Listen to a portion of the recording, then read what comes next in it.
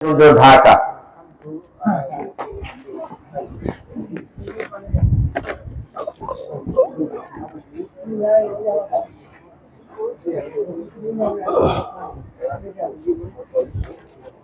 আসসালামু আলাইকুম ওয়া রাহমাতুল্লাহি ওয়া বারাকাতুহু। আউযু বিল্লাহি মিনাশ শাইতানির রাজীম। বিসমিল্লাহির রাহমানির রাহিম। আলা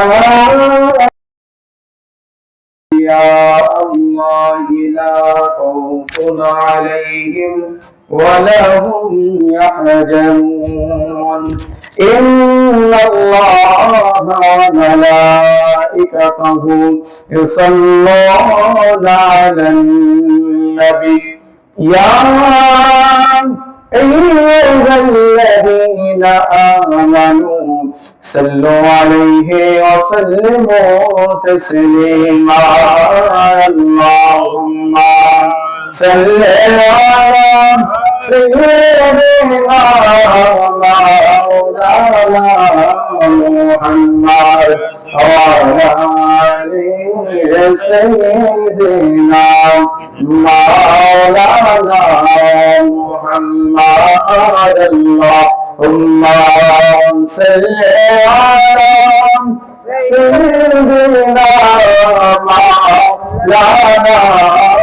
محمد وعلى آل سيدنا مولانا محمد। সম্মানিত উপস্থিতি, আমাদের বিশেষ মেহমান এসে উপস্থিত হয়ে গিয়েছেন। কথা বলতেই চাইনি, তারপর বলছে কিছু কথা বলবো, হুজুর যারা বেদবি মাফ করেন। আমি একটা ছোট্ট আয়াতে কারিমা তেলাওয়াত করেছি, যারা ইন্নাল্লাহি লা খাউফুন আলাইহিম ওয়া লা হুম ইয়াহজানুন, যে যারা ওলি তাদের কোনো ভয় নেই দুনিয়াতে, আর আখিরাতে তাদের কোনো ডর নেই। এই ওলিদের মাধ্যমে ভারত উপমহাদেশে আমাদের ইসলাম প্রচার হয়েছে। মুসলিমদের ধারাবাহিকতা আমরা আজকে মুসলিমদের বিজয় দেখতেছি। তিনি একমাত্র আল্লাহর রাসূল, যিনি ৯৯ লক্ষ মুসলিম যে বিধর্মীকে মুসলিম বানিয়েছিলেন। খাজা মাইনুদ্দিন চিশতি সাজরি আজমিরি রাহমাতুল্লাহ আলাইহি সেই ওলিদের ধারাটা কিভাবে আমরা তার ব্যাকগ্রাউন্ড সকলেই জানি। তার বাবা, তার মা ১৫ বছর বয়সে যখন ইন্তেকাল করেন, ইন্তেকাল করার পরে তাদের ভাগ থেকে প্রত্যেক একটা অংশ একটা আঙ্গুরের বাগান পেয়েছিলেন, সকলেই জানি। এইটা কেন বলতেছি আসতেছি, সুরমায় সংক্ষেপে কিছু কথা বলবো। যখন এটা পেলেন, পাওয়ার পরে তিনি আঙ্গুরের বাগান কাজ করতেছেন, এমন সময় একজন তৎকালীন আল্লাহর একজন মাহবুব বান্দা ইব্রাহিম কালামজি রাহমাতুল্লাহ আলাইহি, তিনি তার আঙ্গুরের বাগানে ওখানে অবস্থান করলেন। করার পরে তিনি তো মাদারজাত ওলি, তিনি মাদারজাত ওলি হওয়ার কারণে তিনি বুঝতে পারছেন যে তিনি একজন আল্লাহ ওলি, তার এখানে অবস্থান করতেছেন। মাত্র ১৫ বছর বয়স। ওই সময়টা যখন তিনি এখানে অবস্থান করলেন, বলতেছে হুজুর আমার বাসা থেকে খাবার নাই, তবে আঙুরের বাগানে তো আঙুর আছে।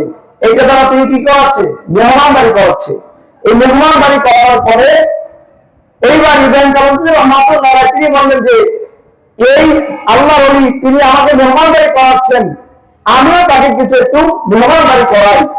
তার হাতে একটা ব্যাগ ছিল, ব্যাগ থেকে তিনি একটা রুটি বের করে চিবিয়ে এইটা যখন খাজা মাইনুদ্দিন চিশতি সাজরি রাহমাতুল্লাহ দিলেন, দেওয়ার সাথে সাথে তিনি যখন খেয়ে ফেললেন, কোন ভাত কোনো কিছু না দিয়ে এই খাওয়ার পরে তিনি যখন চলে গেলেন, তার দেখতে একটা অন্যরকম একটা শিক্ষার জন্য উদ্যোগ একটা ভাব চলে আসলো।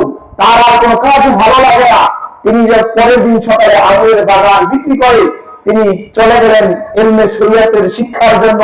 7.5 বছর তিনি ইলমে শরিয়াতের শিক্ষা অর্জন করে সেখান থেকে আবার তিনি তার গন্তব্যে যখন আসা শুরু করলেন, আসার পথে একটা জায়গা, যে জায়গাটা হলো হারুন শহর, ওই হারুন শহরের ওই জায়গাটা যখন তিনি এসে অবস্থান করলেন, তিনি ইলমে শরিয়াত 7.5 বছর শিখছে, কিন্তু ওই যে একটা স্বাদ, যে স্বাদের কারণে তার এত সোয়ামতি বাগান, আঙ্গুরের বাগানটা বিক্রি করে দিয়েছে, ওই স্বাদটা এই শিক্ষার মধ্যে পাইতেছে না।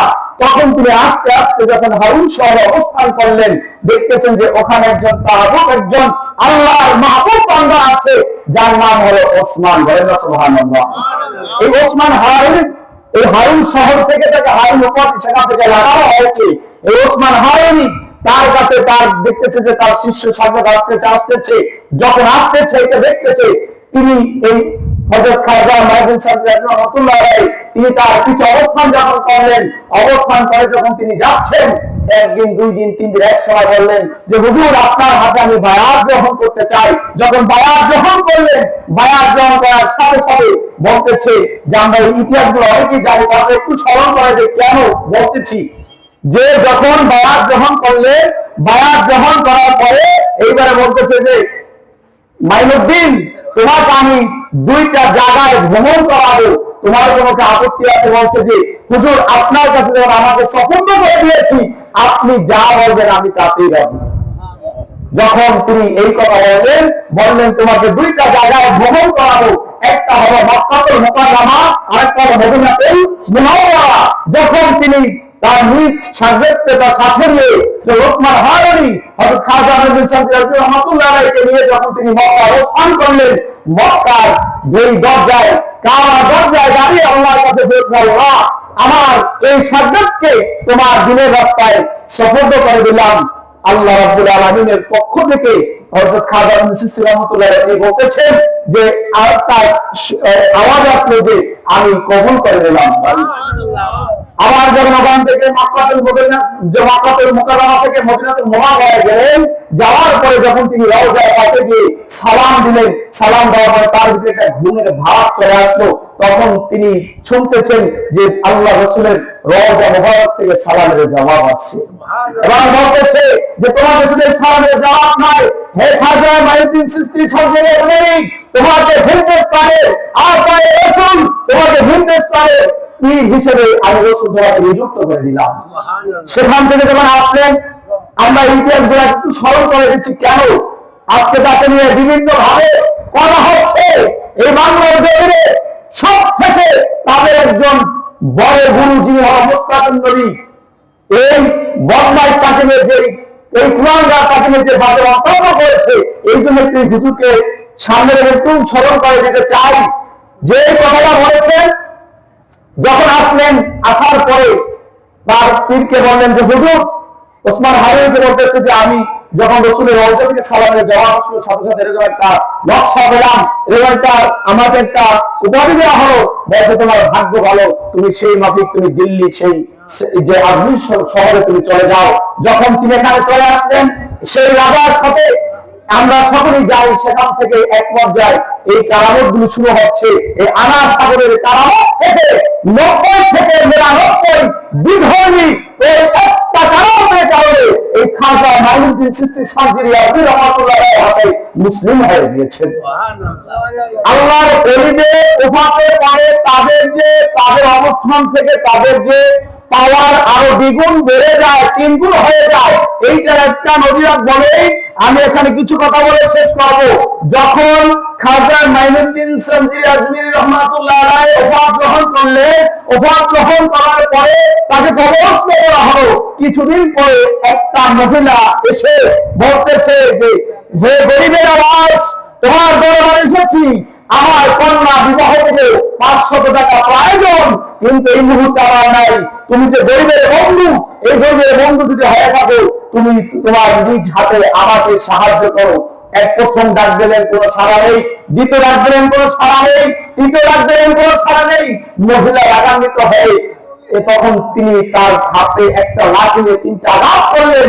কিছুক্ষণ পরে এই মহিলা যখন বের হয়ে যাচ্ছে দরবার থেকে, দেখতেছে সামনে একটা ছাড়া গায়ে একজন মজলুম হালতে আল্লাহর মাহবুব বন্ধু তার সামনে হাজির, বলেন না সুবহানাল্লাহ।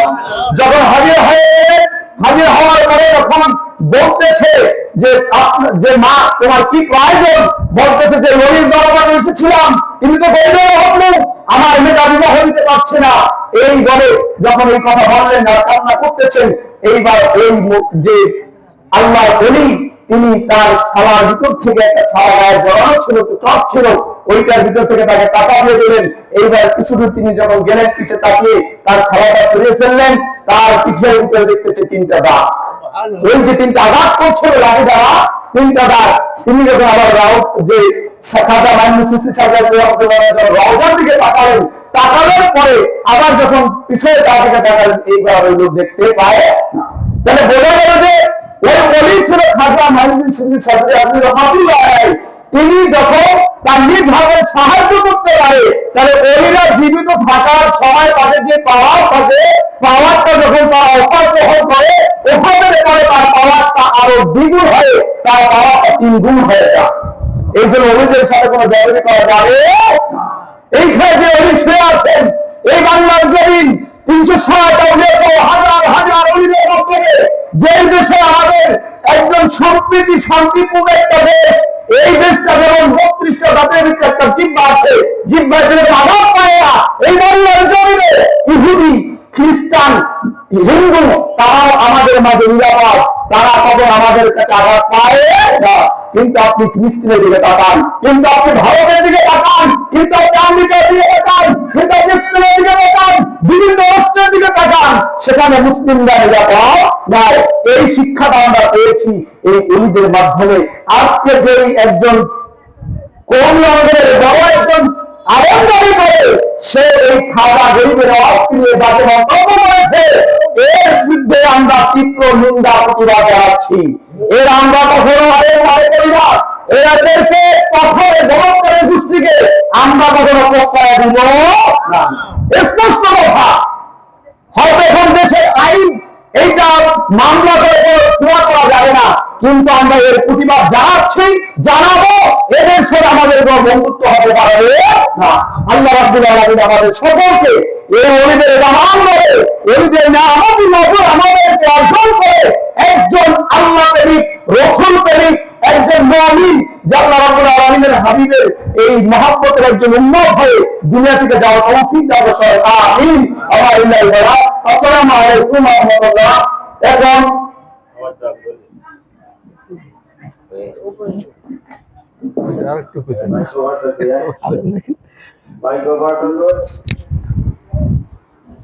আলহামদুলিল্লাহ।